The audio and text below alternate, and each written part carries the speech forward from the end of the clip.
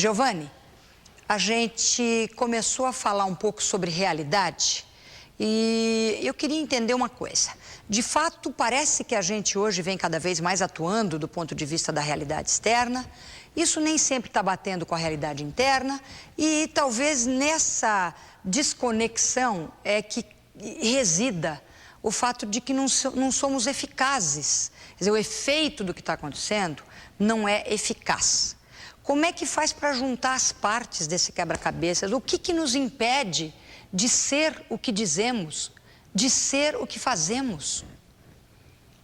Olha, eu entendo que a realidade, ela depende, em última análise, do nosso estado de consciência, né? Então, como a gente estava conversando no outro bloco, existe uma realidade objetiva, um fato objetivo, que depois eu interpreto, leio, recebo, de acordo com o nível de consciência em que eu me encontro, que me permite, então, criar essa minha construção que se chama realidade, né?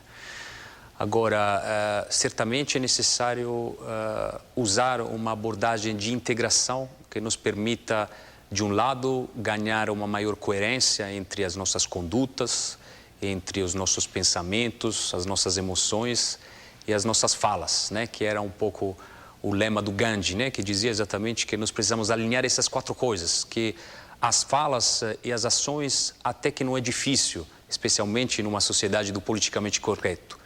Mas o que é difícil depois é garantir esse alinhamento entre o que a gente fala e o que a gente faz com aquilo que a gente sente e aquilo que a gente pensa, né? É aí que o politicamente correto, como filho de uma abordagem talvez muito New Age, né? Tem absolutamente fracassado, né? Hoje, por exemplo, nas organizações, não podemos nos atrever a dizer, às vezes, coisas que sentimos, que pensamos, e aí, a partir daí, se cria uma dissociação psicótica, né, entre aquilo que a gente gostaria que fosse. A gente vê muito isso, por exemplo, na sociedade americana, né? Quer dizer, no auge da loucura do politicamente correto, as pessoas realmente começaram a enlouquecer de vez, né? Porque elas não conseguem juntar suas partes. Quer dizer, uma coisa é consciência e ética, porque isso vem de dentro, né? Como você dizia, vem dos valores pessoais. Isso é uma coisa muito, muito verdadeira.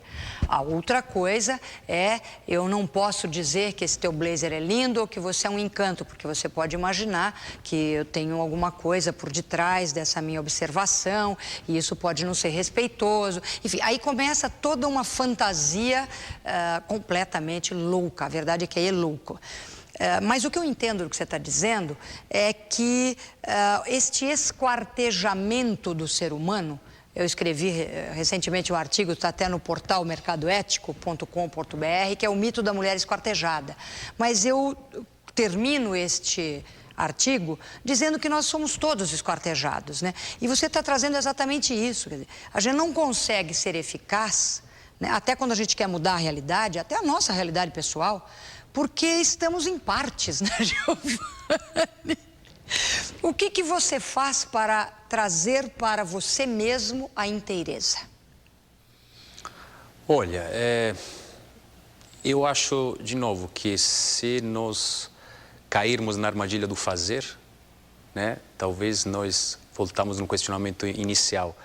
Ou seja, acho que é muito mais uma questão de abordar a realidade de uma forma mais integrada, entendendo que tudo aquilo que é feito, de alguma forma, pode agregar, apesar de não ser suficiente, né? Então, por exemplo, existem vários mitos na sustentabilidade. Um mito que me interessaria, por exemplo, analisar é o mito do tempo, né? Hoje, como consultor, eu ouço muitas vezes as empresas dizerem: não, eu acredito, é importante, mas eu não estou preparado, é um processo, eu preciso de tempo para iniciar e fazer, né? Na verdade, me parece que o tempo dentro dessa dimensão não existe. Nós podemos ter lembranças do passado ou expectativas do futuro só no presente. Então, se é verdade nessa vida como a gente a conhece, que não é possível mudar tudo de hoje para amanhã, mas é verdade também que o único tempo que temos para fazer as coisas é o agora. Só temos o agora. Só o agora. Então, por exemplo, quando nós falamos, até no nosso núcleo de estudos do futuro, de construção do futuro, na verdade a gente está se referindo à construção consciente de um presente que está lá na frente, que a gente convencionou chamar de futuro, que pode e deve ser iniciado agora, nesse momento, nesse mesmo momento em que a gente está falando. Com certeza.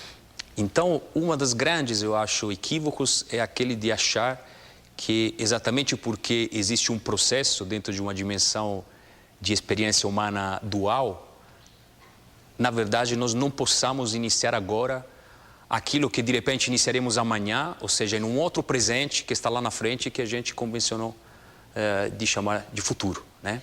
Isso que você está dizendo, eu acho que aí reside a semente, o âmago dessa questão do porquê que a gente fala, ou faz, ou contrata um diretor de sustentabilidade. Eu estou fazendo, mas no fundo, estou sendo.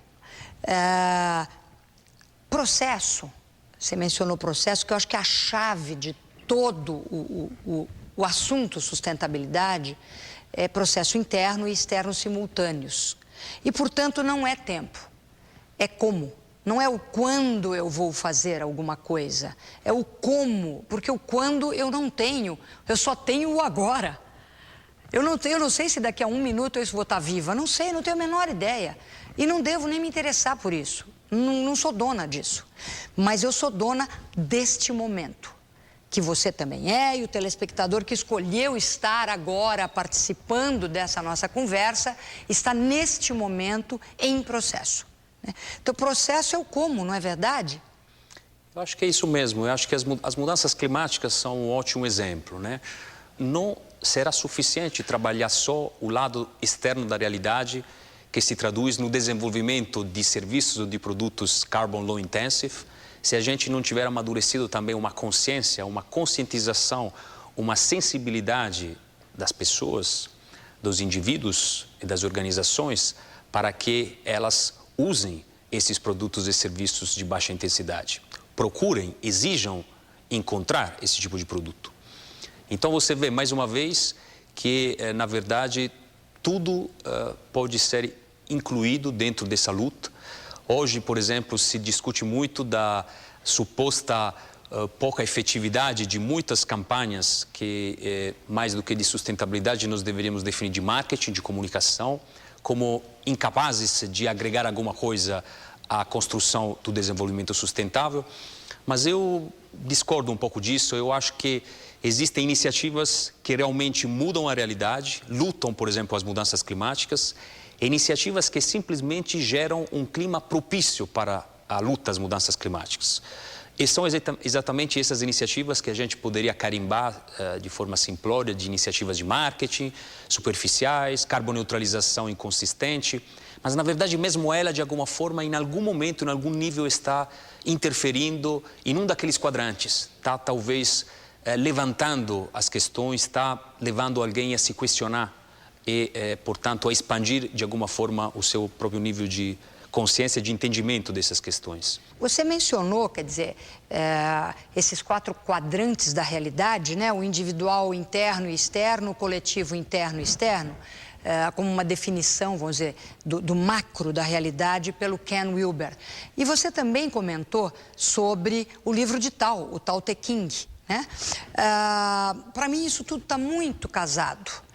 Um dia, conversando com o meu mestre chinês, o mestre Wong, com quem eu pratico arte marcial, o Tai Chi Chuan, há 35 anos, antes de nascer, lógico, eu perguntei para ele, mas mestre, como é que eu faço? Quer dizer, eu para atingir o movimento perfeito, eu devo mexer de dentro para fora? Quer dizer, eu preciso ficar imóvel, sentindo, para depois fazer, ou o contrário, vamos fazer ginástica até mexer por dentro? Ele falou, o movimento se transforma de dentro para fora ou de fora para dentro. Não importa a trajetória, o que importa é a integração. Muito obrigada, Giovanni. Maravilhoso te ouvir. Poderia passar, assim, muitas horas aprendendo com você.